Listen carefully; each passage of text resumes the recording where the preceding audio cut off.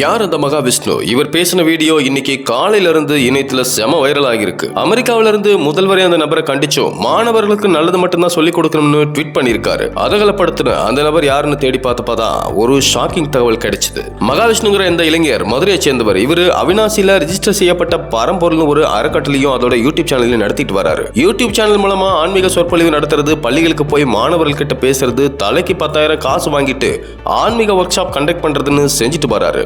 மகாவிஷ்ணுவோட ஆதி எதுன்னு தேடுனா இவர் கலக்க போது யாருன்னு ஒரு நிகழ்ச்சியில ஸ்டாண்ட் அப் காமெடியனா தன்னோட வாழ்க்கையை ஆரம்பிச்சிருக்காரு. அப்புறம் சின்ன சின்னதா குறும்படம் எடுக்கிறது, யூடியூப் சேனல்ல குடும்பம், வைரல் நியூஸ்னு பேசுறதுன்னு இருந்திருக்காரு. அப்படியே படிப்படியா முன்னேறி சில பெரிய முகங்களோட அறிமுகம் கிடைக்கவே தன்னை மேலும் மேலும் வளர்த்துக்கிட்டு இன்னைக்கு அறக்கட்டளை ஆரம்பிச்சு அது மூலமா மக்களுக்கு ஆன்மீகம் சார்ந்த விஷயங்களை சொல்லிட்டு வராரு. இது போக மந்திரத்தால மனசை கண்ட்ரோல் பண்றது, சாமியை கண்ணுல காட்டுறதுன்னு போன்ற பல விஷயங்களை செஞ்சுட்டு இருக்காரு. அமைச்சர் இருக்கிற கடுப்புல இவர் மேல கடுமையான தண்டனை பாயும்னு சொல்லிக்கிறாங்க.